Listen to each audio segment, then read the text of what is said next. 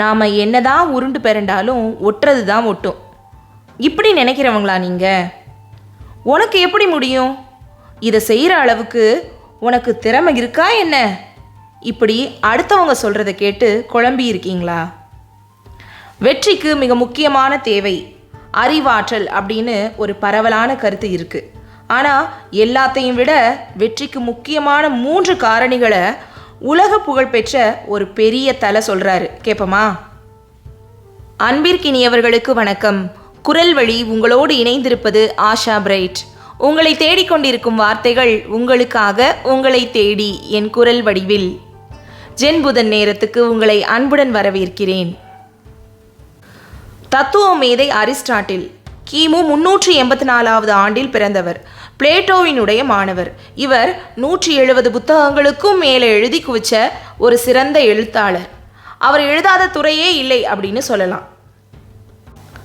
Aristotle Athens நகரத்தில் உலா பள்ளி அப்படின்ற ஒரு பள்ளியை நிறுவி பல மாணவர்களை உருவாக்குறாரு. அவரோட மாணவர்களில் ஒருத்தர் உலக புகழ் பெற்றவர்.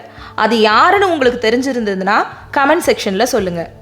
அப்படிப்பட்ட அரிஸ்டாட்டிலோட வாழ்க்கையில் நடந்த 3 நிகழ்வுகளை தான் இன்னைக்கு ஜென் புதனில் நம்ம கேட்க போகிறோம். வெற்றிக்கு முக்கியமானவை எவை? அரிஸ்டாட்டில் என்ன சொல்கிறாரு? தொடர்ந்து இணைந்திருங்கள். முதல் கதை. கதையின் தலைப்பு திறமையை விட பெரியது எது? ஒரு சமயம் கிரேக்க தத்துவ மேதை அரிஸ்டாட்டில் பிலிப்பு மன்னரோட அரண்மனை பூங்காவில் உட்காந்துருந்தார். அப்போ அவர் அந்த பக்கமாக சில படை வீரர்கள் சோகமாக போயிட்டு இருந்ததை கவனிச்சார். உடனே அரிஸ்டாட்டில் படை தளபதியிடம் போய் படை வீரர்கள் ஏன் இப்படி சோகமாக போகிறாங்க அப்படின்ற காரணத்தை கேட்டார். கடந்த 1 வருட காலமாக அந்த வீரர்களை கவனிச்சிட்டு வந்தேன். அவங்கக்கிட்ட எந்த திறமையோ வீரமோ கிடையாது. அவங்கள பார்த்து மற்ற வீரர்களும் கெட்டு போகக்கூடாதுங்கிறதுக்காக அவங்கள இன்னைக்கு படையிலிருந்து நீக்கிவிட்டேன் அப்படின்னு பதில் சொன்னார் தளபதி. தளபதி சொன்னதுக்கு எதுவும் பதில் சொல்லாமல் அங்கே இருந்து கிளம்பினார் அரிஸ்டாட்டில்.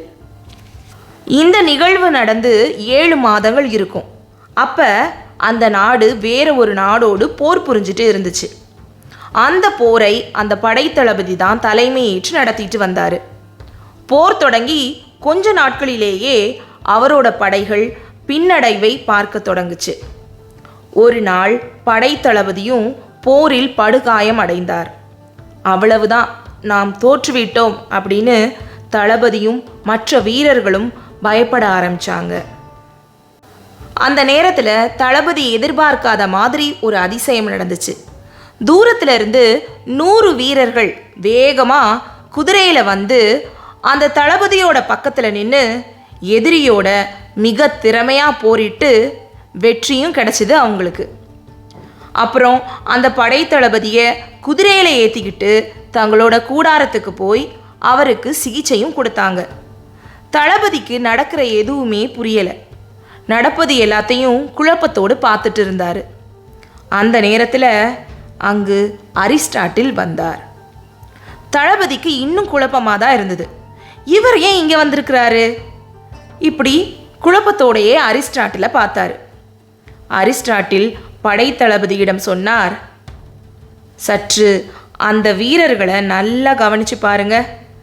இவங்க எல்லாரும் சில மாதங்களுக்கு முன்னால் படையிலிருந்து உங்களால் நீக்கப்பட்ட வீரர்கள்.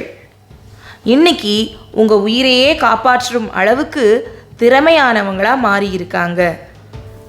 நீங்கள் அவர்களை படையிலிருந்து நீக்கிய பிறகு நான் தனியாக அவர்களை தேடி போய் சந்தித்து பேசினேன்.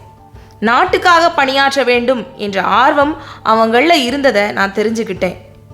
திறமையை விட ஆர்வம் பெரியது என்பது என்னோட பெரிய நம்பிக்கை. அதனால் அவர்களோட குடும்பத்தினர், நண்பர்கள் இப்படி எல்லாரையும் சேர்த்து ஒரு சிறிய படையை உருவாக்கினேன். அந்த வீரர்கள் ஒவ்வொருத்தரும் இன்னும் 3 பேருக்கு தொடர்ந்து போர் பயிற்சி கொடுத்தாங்க. இன்னைக்கு அந்த படைதான் வெற்றியையும் அடைஞ்சிருக்கு என்று சொன்னார் அரிஸ்டாட்டில். ஆமாம், உன்னால் முடியாது, உனக்கு திறமை இல்லை என்று உலகம் உன்னை எப்படி ஒதுக்கினாலும் என்னால் முடியும் என்று ஆர்வமாக பயிற்சிகள் எடுத்துக்கிட்டா அது வெற்றியை தரும். சாதாரண திறமைகள் இருந்தாலும் முயற்சி செய்தால் வெற்றி நிச்சயமாக கிடைக்கும். இன்றைய இரண்டாவது கதை, உன்னால் முடியும். பண்டைய கிரேக்க காலத்தில் ஒரு சிறிய நகரம். அங்கே லியாண்டர் என்ற ஒரு இளைஞன் வாழ்ந்துட்டு வந்தான். அவன் மிக அறிவாளி. ஆனால் அவன்கிட்ட ஒரு பிரச்சனை இருந்துச்சு. தன்னம்பிக்கை அப்படிங்கிற விஷயம் பெயருக்கு கூட அவனுக்கு கிடையாது. ஏதாவது காரியத்தை தொடங்க நினைப்பான். ஆனால் தொடங்குறதுக்கு முன்னாலேயே இதை நான் செய்ய முடியுமா, முடியாது அப்படிங்கிற எண்ணம் அவனுக்கு வரும். அவ்வளவுதான். அப்புறம் அந்த காரியத்தை தொடக்கூட மாட்டான். அவனை தொடர்ந்து கவனிச்சுட்டு வந்த அவனுடைய ஆசிரியர் அவனை அரிஸ்டாட்டில போய் சந்திக்கும்படி சொல்கிறாரு. அதுக்கும் லியாண்டர் பயப்பட தான் செஞ்சான். அரிஸ்டாட்டில சந்திக்க தனக்கு தகுதி இருக்குதா அப்படின்னு அவனுக்கு ஒரு எண்ணம். அவனோட ஆசிரியரோட ஊக்குவிப்பால் எப்படியோ அரிஸ்டாட்டில சந்திக்கிறான் லியாண்டர். அரிஸ்டாட்டில் அவனோட பேசிய 2 நிமிடங்களிலேயே அவனுக்கு எது தேவை அப்படின்னு நல்லா புரிஞ்சுக்கிட்டாரு. அரிஸ்டாட்டில் சுவரில் இருந்த ஒரு பெரிய ஓவியத்தை லியாண்டரை பார்க்க சொன்னார். அந்த ஓவியத்தில் ஒரு அழகிய பெரிய மலை சிகரம், அதுக்கு கீழே ஒரு குறுகிய பாதை, இப்படி அந்த ஓவியம் இருந்தது. அரிஸ்டாட்டில் லியாண்டர் கிட்ட கேட்டார், இந்த மலை சிகரத்துக்கு போக பாதை தெரியுதா? அதற்கு லியாண்டர் ஆமாம் என்றான். அது சரி, அந்த பாதையில் நடக்க முடியுமா என்று கேட்டார் அரிஸ்டாட்டில். லியாண்டர் சொன்னான், முடியும்னு நினைக்கிறேன், ஆனால் அது கடினமாக இருக்கும். உடனே அரிஸ்டாட்டில் சொன்னார், அது உன் பதில் இல்லை லியாண்டர், அது உன்னுடைய பயம். அரிஸ்டாட்டில் தன்னோட பக்கத்தில் ஒரு மெழுகுவர்த்தியை எரிய வைத்தார். இந்த மெழுகுவர்த்தி வெளிச்சம் தருகிறதா என்று லியாண்டரிடம் கேட்டார். ஆமாம் என்றான் லியாண்டர். ஆனால் வெளிச்சம் தருவதற்கு முன்னால் அது எரிய வேண்டும் என்று பதில் சொன்னார் அரிஸ்டாட்டில். இப்போதான் லியாண்டருக்கு எல்லாமே புரிஞ்சுது. அதுக்கப்புறம் அரிஸ்டாட்டில் லியாண்டருக்கு ஒரு பயிற்சி கொடுத்தார். வாரம் ஒரு பயிற்சி, அதை மட்டும் செய்தால் போதும், உனக்கு பயமாக இருந்தாலும் அதை செய்தே ஆக வேண்டும் அப்படின்னு சொல்லி அனுப்பி வைத்தார் அரிஸ்டாட்டில். முதல் வாரம் அவன் மக்கள் முன்னால் பேசினான். குரல் நடுங்குச்சு, ஆனாலும் பேசினான். இரண்டாவது வாரம் ஒரு விருந்தில் பாட்டு பாடினான். தவறு வந்தது, ஆனாலும் அவன் முயற்சியை விடல. மூன்றாவது வாரம் ஒரு கவிதையை எழுதினான். அவனுடைய ஆசிரியர் அவனை பாராட்டினார். நான்காவது வாரம் அவனுடைய சகோதரனுக்கு உதவி செய்தான். அவனுடைய தந்தை நீ பெரியவனாக மாறுகிறாய் என்றார். ஒரு மாதத்துக்கு பிறகு லியாண்டர் திரும்பவும் வந்து அரிஸ்டாட்டிலை சந்திக்கிறான். இந்த முறை அவனுடைய கண்களில் பயம் இல்லை. அரிஸ்டாட்டில் கேட்டார், என்ன மாற்றம் லியாண்டர்? அதற்கு லியாண்டர் பதில் சொன்னான், மலை சிகரத்தை நான் அடையவில்லை, ஆனால் அந்த பாதையில் ஒரு அடிக்கு மேல் நான் நடக்க ஆரம்பித்து விட்டேன். இந்த பதிலை கேட்டதும் அரிஸ்டாட்டில் சிரிச்சுக்கிட்டே சொன்னார், தன்னம்பிக்கை என்பது வெற்றியோட முடிவு அல்ல, அது முயற்சியின் ஆரம்பம். ஆமாங்க, தன்னம்பிக்கை என்பது அடுத்தவங்க தரது கிடையாது, நமக்கு நாமே வளர்த்துக்க வேண்டியது. சரிதானே? இன்றைய ஜென் நேரத்தின் 3வது கதை, ஒழுக்கம் ஒரு ஆயுதம். அரிஸ்டாட்டில் ஏதென்ஸ் நகரத்தில் உலாப்பள்ளி அப்படின்ற ஒரு கல்விச்சாலையை நடத்திட்டு வந்தார். அவரோட வகுப்பில் கிளயான் என்ற மாணவன் இருந்தான். அவன் புத்திசாலி தான், ஆனால் மன ஒழுக்கம் இல்லாதவன். ஏதாவது ஒரு புத்தகத்தை படிக்க தொடங்கினா சில பக்கங்கள் படிச்சுட்டு முழு புத்தகத்தையும் படிக்காமல் விட்டுருவான். பயிற்சிக்கும் தினமும் தாமதமாக தான் வருவான். எதையும் தொடங்குவான், முடிக்க மாட்டான். அரிஸ்டாட்டில் கிளயானை திருத்தணும் அப்படின்னு முடிவெடுத்தார். அவனுக்கு ஒரு சவால் விடுத்தார். கிளயானை வகுப்புக்கு வெளியே கூட்டிகிட்டு போய் அங்கே இருந்த ஒரு பெரிய கல்லை காட்டி, நீ 30 நாட்கள் தொடர்ந்து ஒவ்வொரு நாளும் பள்ளிக்கு வந்ததும் இந்த கல்லை நகர்த்தி மீண்டும் அதே இடத்தில் வைக்க வேண்டும். ஒரு நாள் கூட தவறக்கூடாது. இந்த சவாலை முடித்தால்தான் நான் உனக்கு பாடம் நடத்துவேன் என்று சொன்னார் அரிஸ்டாட்டில். கிளையான் முதலில் இதை சின்ன வேலையாக தான் நினச்சான். ஆனால் 10வது நாளுக்கு பிறகு அவனுக்கு அலுப்பு தட்ட ஆரம்பிச்சிருச்சு. இதெல்லாம் ஒரு வேலையா? கல் நகர்த்துறது தானே, இதனால் என்ன பயன் என்று நினைத்தான் கிளையான்.